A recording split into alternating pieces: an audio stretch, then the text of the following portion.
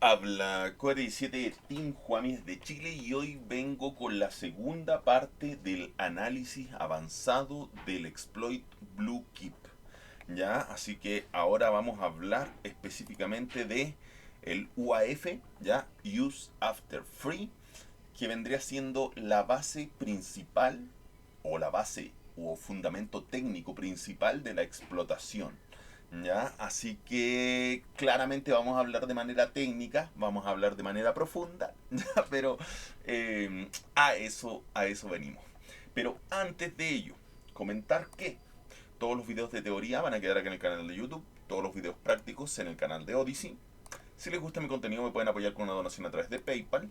También me pueden apoyar en mi canal de videojuegos llamado Gico Gamer y en el canal donde doy consejos para Chile y el mundo llamado Chile en Pelota.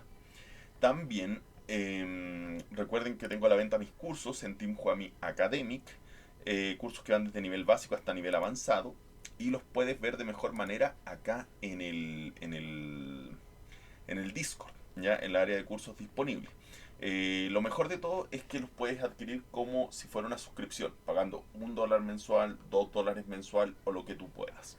Y ya con esta introducción, vamos a lo que nos interesa. Entonces, habíamos quedado, ya había explicado la analogía, y ahora vamos a lo que es el UAF.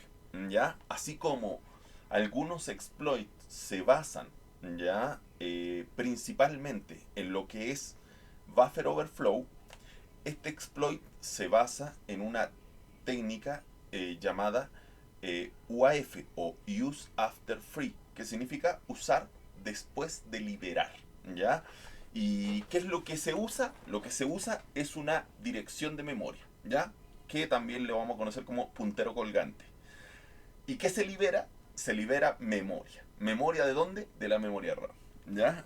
Eso es en palabras muy simples. Pero vamos a ir viéndolo en detalle para que vamos analizando todos estos conceptos técnicos que son complejos en gran medida.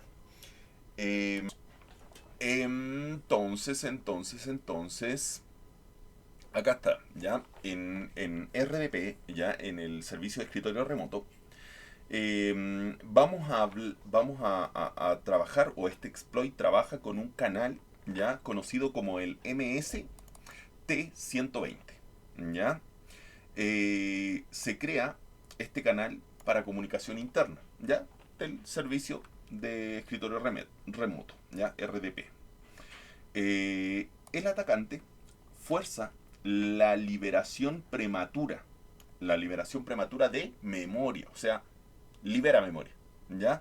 Eh, antes de que debería haber sido liberada, ¿ya? Por eso que es prematura, ¿ya? Con un PDU mal formado.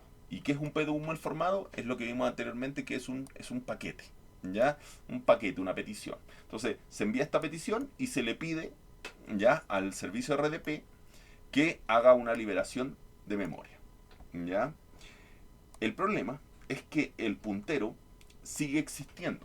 El puntero, que es el que apunta a una dirección de memoria, ¿ya?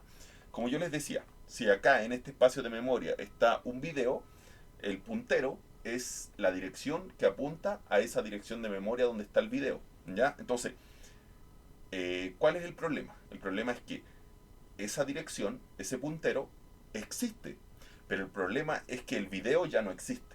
Entonces, cuando se siga esa dirección, se va a llegar a un espacio donde no está el video, ¿ya? Por eso que se llama use after free, usar después de liberar. ¿Por qué? Se libera el video, ¿ya? Pero voy a usar el puntero, la dirección de memoria, ¿ya? Que me lleva hasta ese video, ¿ya? En este caso, con el objetivo de que ese espacio que ocupaba el video lo ocupe un código malicioso, y cuando se ejecute este puntero se va a ejecutar ese código malicioso, ¿ya? Ahí tenemos use after free. Luego rellena ese espacio con datos suyos, ¿ya? O sea, donde estaba el video lo rellena con malware, ¿ya? Vendría siendo shellcode, ¿ya? Y redirige la ejecución. ¿Ya? Eso lo vamos a ver más adelante, ¿ya? Porque de cierta manera vamos a insertar en ese espacio la shell, ¿ya? El código malicioso, y vamos a hacer que se ejecute ese código malicioso. Porque una cosa es, como hablábamos anteriormente, que es esto. Una de las grandes problemáticas es escritura y ejecución, ¿ya? Y una cosa es escribir la shellcode en ese espacio de memoria y la otra cosa es ejecutarlo, ¿ya? Y tienen que funcionar las dos, ¿ya? Porque si solamente escribimos, no se ejecuta. Y si ejecutamos, no podemos ejecutar algo que no está escrito. Así que por eso que tienen que estar las dos. Ahí está el gran problema de los hackers. Ahora, para mostrarles en palabras bien simples cómo es un PDU normal, un paquete normal de este que se le pide liberar, el que se le envía al servicio RDP y le dice libere en memoria. En palabras sencillas sería algo así, como tiene cabeceras, ya le dice que vamos a hacer un canal, ya le dice el identificador del canal, le va a enviar algunas flags, ya, y le va a enviar unos datos, ya, para la apertura de ese canal. En el caso de un PDU mal formado, o sea, del PDU que va a ser para la explotación, ya, el PDU atacante o malicioso, también es de tipo canal, tiene su identificador de canal, tiene sus flags, ya, que acá las flags no están bien y, ¿cómo se llama? El problema acá es que va con datos truncados o inválidos, ¿ya? En vez de enviar datos válidos, ¿ya? Y flags correcta, acá va con flags incorrecta y datos inválidos, ¿ya? Esto hace que Windows piense, este canal ya no existe, ¿ya? Este canal de acá ya no existe. Y lo libere, ¿ya? Pero otros componentes sigan usando esos punteros de memoria, ¿ya? Quiero que quede claro que esta es una explicación simple, porque más adelante vamos a tener que ver más en profundidad todo esto, porque esto se pone más difícil, se pone más complejo. Ya, no me gusta eso porque de verdad que em, pensé que era más simple y no, la verdad es que está muy, muy, muy complicado, ¿ya?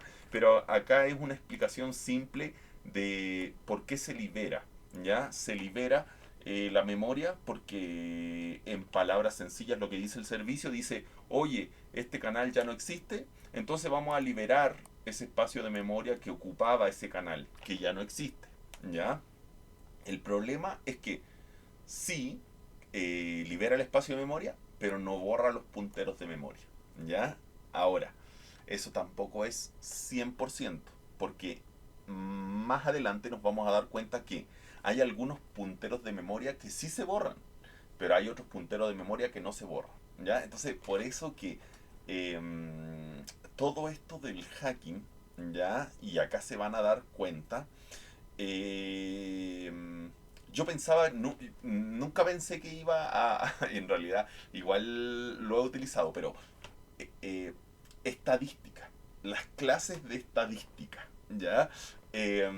Sí es verdad que cuando nosotros hablamos de estadística, hablamos de algo, entre comillas, aburrido, de algo de matemáticas y de algo de probabilidades también, porque no es algo de seguro, no es algo seguro.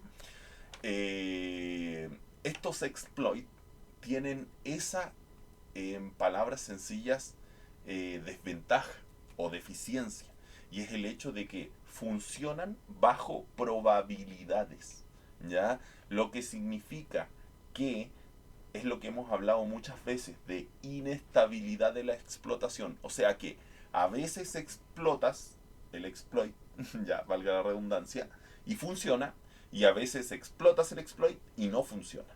¿Por qué? Porque hay probabilidades de que a veces funcione y a veces no funcione, ¿ya? Entonces es importante entender ese aspecto, importantísimo entender que el hacking muchas veces se trata de estadística. O sea, a veces funciona y a veces no. ¿Ya? Y eso es totalmente normal. Es más adelante vamos a ver todo eso también. Miren, huecos creados, aproximadamente el 40%, aproximadamente el 30%. Probabilidad de que caiga, 85 a 95%. ¿Ven? O sea, estamos hablando de probabilidades. Entonces, por eso que es súper importante. Miren, spray initial, 85%. UAF, 90%. Fake object, 95%. Éxito total, 75%. ¿Ven? Entonces, a pesar de que no queramos eh, saber de estadística, ¿ya?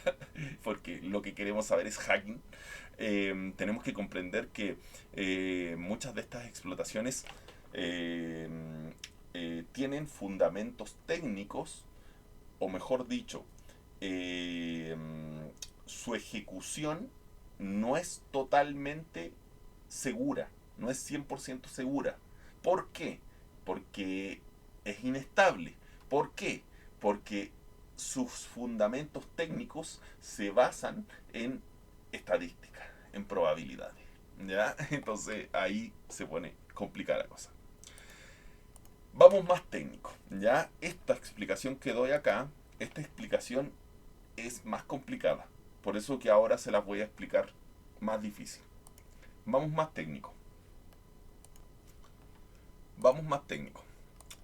Dice, estas fueron preguntas que yo me fui haciendo a medida que iba entendiendo cómo funcionaba todo esto. Porque quiero dejar claro, todo esto yo lo aprendí ya gracias a la inteligencia artificial. Pero ahora quiero que quede claro. No es que yo le pregunté a la inteligencia artificial que me explicara esto y me explicó todo esto así tal como yo lo escribí. No.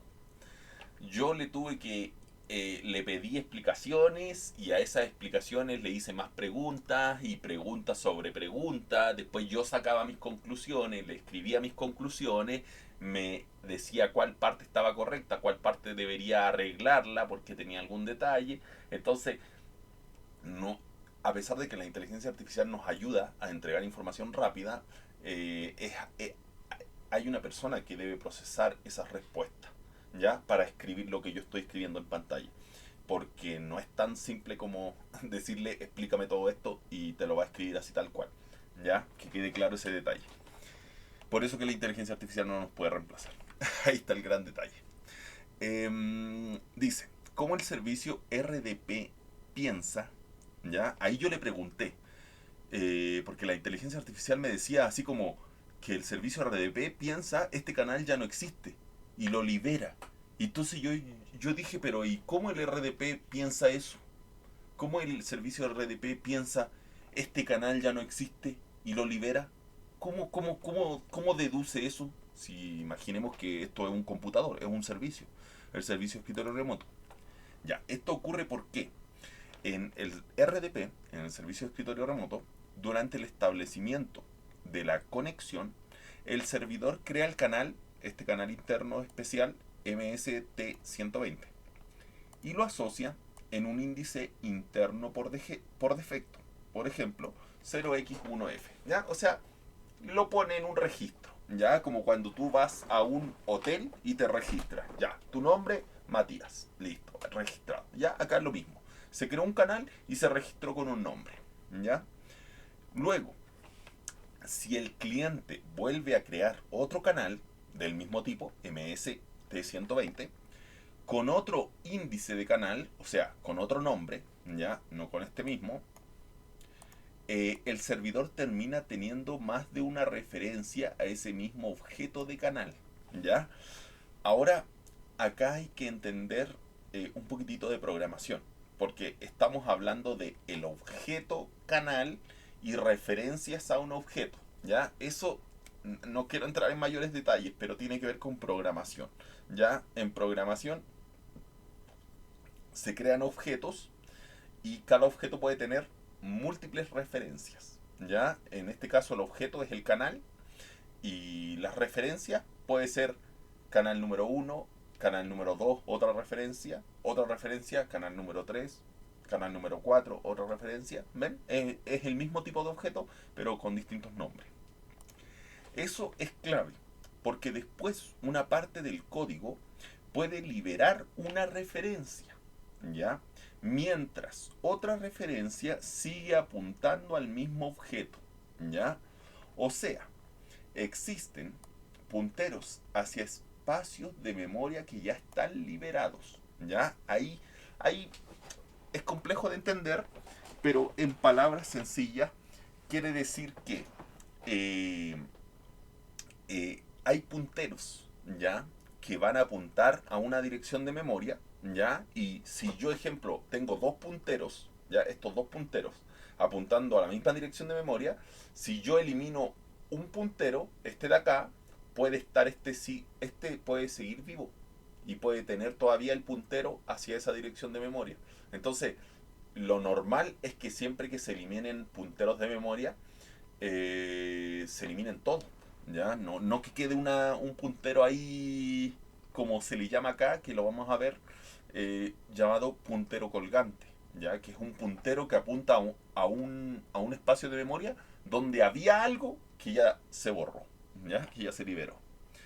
Eh, ¿Ya? Luego que se crea ese canal, ¿ya? Se envía otro paquete al servicio de RDP, pero con el primer canal ID, ¿ya? Con el 0x1f, ¿ya? Con el primer canal que creamos. Entonces, RDP, ¿ya? Intenta buscar el canal en su tabla interna de canales usando el índice que recibió. O sea, va a buscar el canal número 1, ¿ya? Por ejemplo, va a decir, oye, ya, se me envió otro paquete y dice que esto tiene que ver con, está conectado o está asociado con el canal número 1 que se creó. Entonces vamos a buscarlo. Está ese canal número 1, ¿ya? Si ese índice no corresponde a una entrada válida, o sea, si ese canal que se está buscando no está en el registro, ¿ya? O si esa entrada ya fue liberada por la lógica anterior, el código actúa como si el canal no existiera para esa referencia concreta, ¿ya? En palabras simples, ¿ya? Lo que ocurre acá es que le dice, es como ir a un hotel y decirle, ¿está Matías? Y dice, sí, está Matías, ¿ya? Pero ¿qué pasa si se eliminó, ¿ya? Si se eliminó del registro mi nombre, Matías. Entonces le dice, oye, tengo un, no sé, tengo una caja para Matías. Y le dice, oye, pero acá no hay ningún Matías, ¿ya? Entonces ahí, ¿qué dice el hotel o el servicio de RDP? Dice, no existe ese huésped, ¿ya? No existe ese canal, ¿ya? ¿Por qué? Porque ya fue liberado, ¿ya? O sea, no es que el canal nunca haya existido, es que esa referencia específica ya quedó rota o vacía, ¿ya? Y esto ocurre en palabras muy simples. ¿Por qué? ¿Ya? Porque el canal que se creó en su momento ya se dejó de utilizar, ¿ya? Y como, ese canal se dejó de utilizar, se libera esa memoria, ¿ya? Eso en palabras muy simples. Ahora, aquí viene, esto todavía genera dudas, ¿ya? Esta explicación de acá todavía genera dudas y a mí también me siguió generando dudas, porque empecé a decir, pero ¿cómo? Hay cosas que no me calzan, hay cosas que entiendo, pero hay cosas que no concuerdo. Entonces, y ahí me di cuenta que esto es más complejo de lo que creía. Así que vamos a ver más detalles. ¿Ya? Cuando llegué a este nivel de explicación de la inteligencia artificial, fue el momento en el que colapsé, porque me di cuenta que la inteligencia artificial no era capaz de explicarme de manera simple lo que yo quería entender, ¿ya? Y que me lo explicaba, pero nuevamente explicaba de una manera compleja. Y eso no resolvía mis dudas, ¿ya? Es como cuando te dicen, por ejemplo, te dicen, eh, ¿qué es, qué significa maldad? ¿ya? Entonces te dicen, es hacer algo malo. Pero ¿cómo? Maldad y malo son lo mismo. ¿Pero qué es malo? Malo es cuando haces algo negativo. Pero negativo, ¿qué es negativo? ¿Qué es algo malo? ¿Qué es maldad? Entonces es como responder con la misma palabra. ¿Ya? Algo así. Entonces ahí se empezó a poner más compleja la cosa y decidí hacer en palabras simples un diccionario. ¿Ya? Un diccionario en el que le pedí a la inteligencia artificial que me explicara una serie de palabras. Y estas palabras yo las iba a relacionar con el exploit, con la explotación de BlueKeep. Primero, la primera palabra es pool.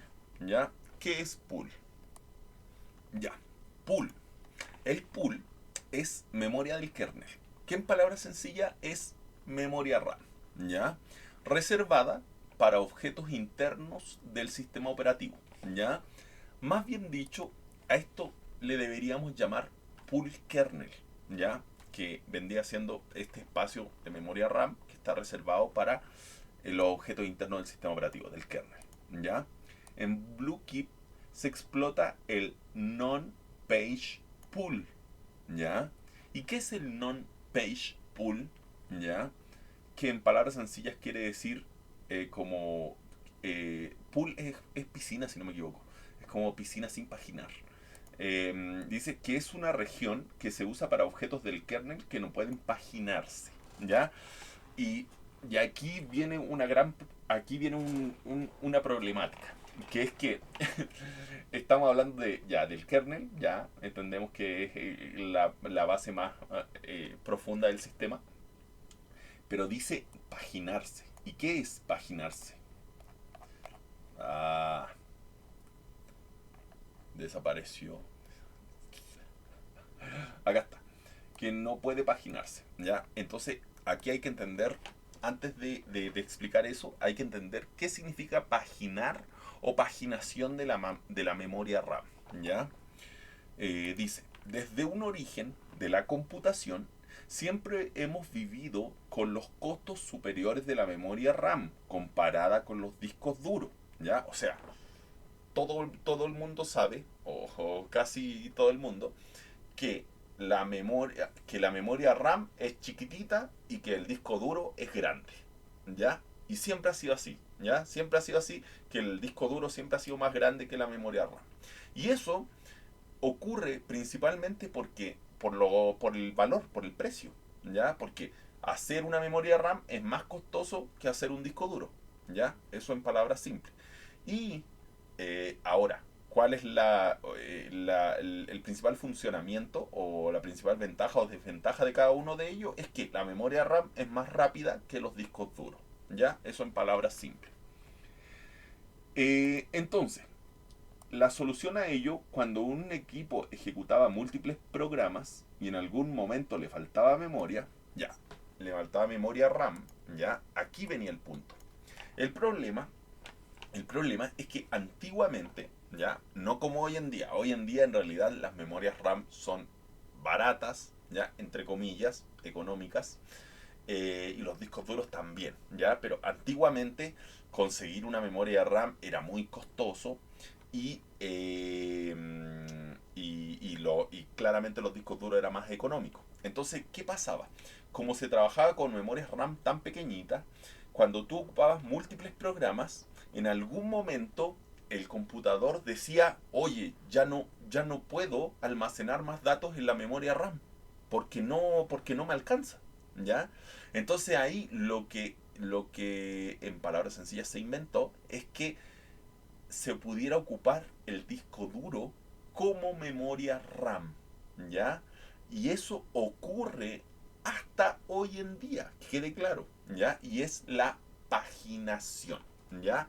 Que en palabras sencillas significa que se ocupe una parte del disco duro como memoria RAM, ¿ya? Entonces podía enviar cierta información al disco duro.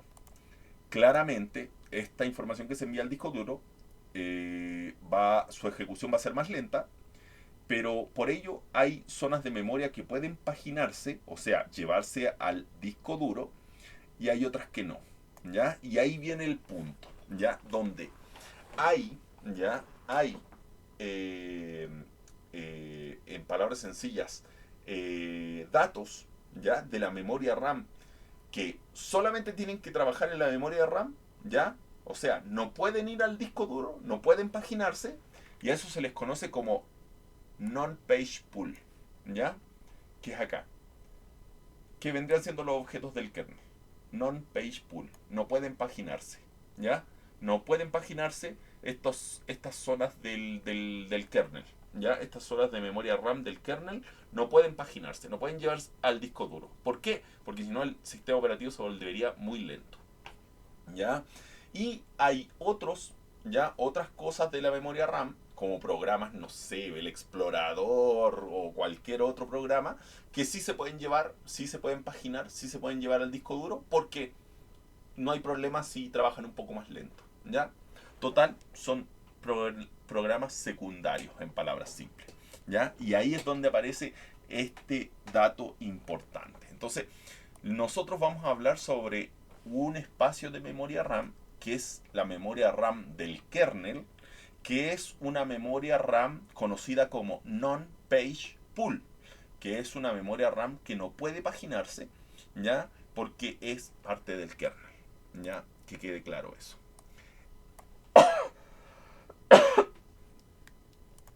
Ya, dice, el non-page pool es importante porque los objetos que queden allí están disponibles para uso inmediato del kernel.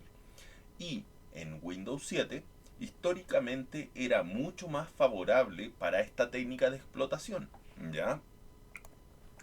BlueKeep aprovecha que el contenido enviado por RDP queda almacenado en esa zona del kernel. Ahí viene ¿cómo se llama? Ahí viene lo crítico, ¿ya? Lo crítico es que como el servicio de escritorio remoto está almacenando datos, ¿ya? Que son los datos de esto del canal, ¿ya? Los datos del canal, de este canal MS, lo está almacenando en el kernel, ¿ya? En el non-page pool, ¿ya? Del kernel. Entonces claramente está, y como nosotros vamos a poder almacenar ahí malware, entonces está almacenando código malicioso en un lugar que puede ser ejecutado con altos privilegios. Y ahí viene la explotación de esta de BlueKeep, ¿ya? Y aquí viene una explicación. Dice non-page pool versus page pool. El non-page pool siempre tiene que estar en la memoria RAM. No se puede mover al disco duro, ¿ya? En cambio el page pool sí se puede paginar, ¿ya? Sí se puede llevar al disco duro, ¿ya? Y como acá dice, driver, objetos del kernel, ¿ya? Todo lo que tiene que ver con kernel, con sistema, ¿ya? Todo tiene que estar en la memoria RAM. No puede ir al disco duro, ¿ya? Ahora que ya entendimos eso, ¿ya? Hay otro detalle que hay que entender y es la palabra huecos, ¿ya? Huecos estamos hablando como espacios, ¿ya? Espacios vacíos, ¿ya? Eso en palabras sencillas. Un hueco es un espacio de memoria libre dentro del pool, ¿ya? Dentro de la memoria RAM, que en este caso estamos hablando de la memoria non-page pool, ¿ya? Entonces estamos hablando de la memoria del kernel, o sea, va a ser un espacio de memoria libre en el kernel, en la memoria RAM, en el espacio del kernel, dejado por un objeto que fue liberado con free o equivalente, ¿ya? Cuando nosotros pedimos que se libere la memoria de manera prematura. En BlueKeep, el use after free, uso después de liberar, deja un hueco en el lugar donde estaba el objeto del canal, MST120. Como dijimos anteriormente, cuando se crea este primer canal, después en palabras sencillas, se genera otro canal, ¿ya? Y cuando se genera el segundo canal, el primer canal ya no existe. Entonces, al no existir el primer canal, cuando se pregunta por ese canal antiguo, le dice, oye, no, ese canal no existe. Entonces le dice, ya, entonces como no existe, liberemos la memoria. Y ahí deja un hueco. ¿Ya? ¿Y cuál es ese hueco? Es el espacio que ocupaba el canal MST120. ¿Ya? La explotación intenta hacer que el siguiente objeto asignado caiga justo en ese mismo hueco para reemplazar al objeto original. ¿Ya? Y esto lo puedo explicar de una manera que es complejo de explicar, ¿ya? Pero en palabras simples, miren, es que en realidad esto lo vamos a ir viendo más adelante. Pero imaginemos que acá está la memoria, ¿ya? Acá está la memoria, acá al medio, ¿ya? Que es mi celular, quedó un hueco y acá sigue la memoria, ¿ya? En este espacio donde está el celular, es el lugar que ocupa el canal MST120. ¿Qué pasa? Cuando se creó el segundo canal este, y se creó nuevamente un nuevo canal, este canal se dijo que ya no existía. Por lo tanto, este espacio del celular quedó vacío, se liberó. Entonces quedó como un hueco. O sea que acá tengo memoria, acá tengo un hueco, ya, un espacio libre, ya, y acá tengo más memoria. Entonces lo que yo voy a hacer es que en la explotación, en este hueco de memoria donde está el celular, se rellene con mi código malicioso, con mi shellcode, ¿ya? Eso es lo que vamos a hacer. Ahora, y aquí viene la gran pregunta, ¿ya? Porque esta es una pregunta de las más críticas. Pensemos que la memoria RAM es gigantesca. ¿Cómo hacemos para que justo, y aquí viene después se van a dar cuenta, ¿ya? ¿Cómo vamos a hacer que justo entre toda esa memoria RAM gigantesca, justo la shellcode calce exactamente en ese hueco? Gran pregunta. Más adelante se los voy a explicar, ¿ya? Pero una explicación simple es que se va a hacer por fuerza bruta. Ya, más adelante les voy a explicar cómo funciona, pero así como un spoiler, para llenar esa parte con la shellcode lo vamos a hacer por fuerza bruta, ¿ya? En palabras muy simples. Acá, ¿se acuerdan que para crear el canal, ¿ya? Para crear el canal nosotros enviamos peticiones, ¿ya? Estas peticiones, PDU, ¿ya? Estas PDU pueden ser de diferentes tipos, ¿ya?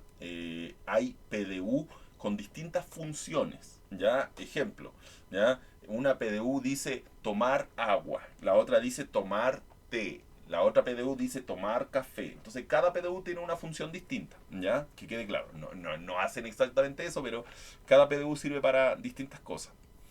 En este caso vamos a hablar de una PDU que se llama PDU Refresh Rect, ¿ya? Y esta PDU Refresh Rect se ocupa para la explotación. Y ahora, tiene un fundamento muy importante. Aquí esto es maravilloso porque no es que se haya elegido esa PDU, ¿ya? Ese paquete, esa petición, porque sí, sino que se eligió porque tiene una característica muy especial, ¿ya? Que lo vamos a ver a continuación. Vamos para allá. En palabras muy simples, podemos decir que es una función usada en RDP. Como yo les decía, una PDU para tomar té, una PDU para tomar café, una PDU para tomar refresco, etc. ¿Ya? Esta PDU es la Refresh Rect, porque hay varias PDU. ¿Ya? Esta PDU, que es una función, en el RDP, cuando uno maneja un equipo de forma remota, ¿ya? Que es lo que hace este servicio, escritorio remoto, cuando uno maneja un equipo de forma remota, es cómodo usar interfaz gráfica, ¿ya? sí es verdad que manejar una computadora por interfaz gráfica es mejor que manejarlo con un CMD, ¿ya? Porque manejarlo con un CMD, la verdad es que es bastante feo, ¿ya? Y hay que saberse los comandos y todo eso. Entonces es mejor manejar con interfaz gráfica, con el mouse, ¿ya? Sí es verdad que es mejor usar interfaz gráfica, pero lo malo es que enviar todos esos datos es más lento que si controláramos el equipo por una terminal, por ejemplo por la CMD. Entonces, por eso que muchas veces los hackers, cuando toman control de un equipo, no lo controlan por interfaz gráfica, sino que lo controlan a través de la terminal, ¿ya? Porque en palabras sencillas, la comunicación es más rápida, ¿ya? Lo más lógico, ¿ya? Para trabajar con interfaz gráfica, con un escritorio remoto, es actualizar la pantalla completa cada ciertos milisegundos, ¿ya? Que sería, en palabras sencillas, si yo ahora estoy viendo esta pantalla y yo minimizo esto, claramente se tiene que actualizar la pantalla y me tiene que mostrar ahora que esto está en pantalla.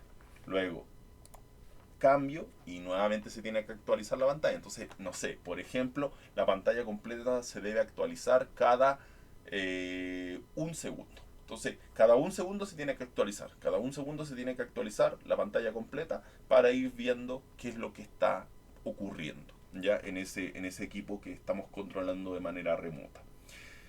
Pero el problema de todo esto, ya cada ciertos milisegundos se actualiza. Pero a veces no es necesario, ya que el consumo de recursos sería demasiado. O sea, actualizar toda la pantalla, la verdad es que es una locura, ¿ya? Porque es toda una imagen, ¿ya? Entonces son muchos datos. Entonces, por eso se creó esta función, que vendrían siendo los PDU Refresh Rect, que lo que hacen es actualizar solo una parte de la pantalla. O sea, no actualizan toda la pantalla, solamente actualizan una parte, ¿ya? Y no puede llegar a cubrir la pantalla completa. Que quede claro, siempre va a actualizar una parte de la pantalla, pero no puede ser la pantalla completa, no puede ser el tamaño completo de la pantalla, ¿ya? Esa parte, ya, esa parte de la pantalla que vamos a actualizar, se divide en 255 rectángulos, ya, o sea, si nosotros decimos, quiero actualizar esta parte de la pantalla, esa parte de la pantalla se va a dividir en 255 rectángulos, ya, ahí no, no quiero hacer 255. Ya. Y tú puedes pedir, ¿ya? Desde un rectángulo hasta 255 rectángulos, como máximo, ¿ya? Que quede claro eso. Tú puedes ahí pedir lo que necesites. El tamaño en bytes por rectángulo es de 828 bytes, ¿ya? Así que ahí habría que empezar a multiplicar, ¿ya? Si es que queremos pedir un rectángulo o queremos pedir 255 rectángulos, ¿ya? Otro dato importante de la memoria RAM es que se divide en páginas, ¿ya? Este es un dato adicional y yo me imagino que tiene que ver con lo mismo que hablamos anteriormente, de la paginación. ¿Se acuerdan la paginación de llevar datos de la memoria RAM al disco duro? Ya. La memoria RAM, ya, no es que sea una memoria completa, así como esto es la memoria RAM. Todo esto es la memoria RAM. No, no, no, no, no. Ya, la memoria RAM es como si fuera un libro. Ya, miren, acá tengo estos post-it, que es un libro, ya, que tiene muchas hojas. Entonces la memoria RAM sería esto, que tiene muchas páginas. Entonces la memoria RAM tiene muchas páginas donde almacena datos. Ahora, cada una de esas páginas que tiene la memoria RAM se compone de 4096 bytes. O sea, cada página tiene 4096 bytes. Que quede claro eso. ¿Ya? Es importante, es muy, muy, muy importante ese dato. ¿ya? Entonces, cada página tiene 4096 bytes. Y cada rectángulo pesa 828 bytes, ¿ya? Pero entonces, ¿cuál es la razón de usar esta función en la explotación? Ahí viene el punto. O sea, ya, sí, sabemos que hay esta función que actualiza una parte de la pantalla, que pide hasta de 1 hasta 255 rectángulos. Pero, ¿y por qué se ocupa esta función para la explotación? ¿Por qué no se ocupa otra? Gran pregunta. Lo vamos a ver más adelante. Eh, en realidad ya llevamos harto. Ya, no voy a... Porque ahora ya sí vamos a empezar... Ahora sí, ya con todos estos conceptos que tenemos, ahora sí les voy a explicar el paso a paso de cómo se genera la explotación de BlueKeep. Y aquí viene la parte más... la parte más técnica o la parte más interesante también, porque es donde explico paso a paso cómo va ocurriendo la explotación. La explotación se compone, yo lo dividí en estos pasos, ¿ya? El primero, llamado spray inicial, ¿ya? Después vamos a hablar por qué le llamo ajustar la memoria. Segundo, crear el canal MST120 y generar un puntero duplicado. Gran pregunta, ¿por qué un puntero duplicado? Después viene el trigger UAF, ya, del Use After Free, con el PDU MST120 mal formado, ya, liberar uno de los punteros al canal, ya, que liberaría la memoria del canal. Ya, es que todo esto vamos a tener que ir explicando. Por eso que se lo voy a explicar cada uno en un paso. Este en el primer paso, ahí, después el segundo, crear canal, está acá en el número 8, ¿ya? Y así vamos a ir explicando cada uno de los puntos. Miren, si hablamos que estaba el PDU, ¿cómo se llama? El Refresh Rect, acá está otro PDU, que es el PDU Client Name Request. ¿Ven? Otro PDU. PDU de canal virtual, el Channel Data o Channel Control. El servidor entra a la rutina de procesamiento del canal, ¿ya? Ejecuta la estructura maliciosa, ¿ya? Ejecuta el kernel shellcode y el kernel shellcode ejecuta el payload, que ejecutaría en palabras simples ya la shellcode, ya para obtener la sesión remota. Todos estos pasos los vamos a ir viendo uno a uno. Como les digo, acá está el primer paso, segundo paso, tercer paso, ¿ya? Y se los voy a ir explicando para que les vaya quedando todos estos pasos de una manera clara, ¿ya? Así que, pero eso lo vamos a dejar para el siguiente directo porque si empiezo ahora no voy a parar. Así que eso. Si es verdad que todas estas cosas son complejas, pero espero que les guste, ¿ya? Espero que lo disfruten. Y si tienen cualquier duda, o también si hay algo que yo explico, porque yo tampoco soy un experto en esto, ¿ya? Si hay algo que yo estoy explicando de manera incorrecta, también me pueden decir, oye, explicaste esto no era así, es así, y me lo pueden aclarar, y así yo también lo aclaro para todos, y aprendemos todos en conjunto, porque esa es la idea. Como siempre hemos dicho, Team Juami, el objetivo es compartir el conocimiento con el mundo. O sea, lo que vamos aprendiendo, compartirlo con todos. Así que eso. Ha sido un gusto. Nos vemos en el siguiente. Bye bye y happy.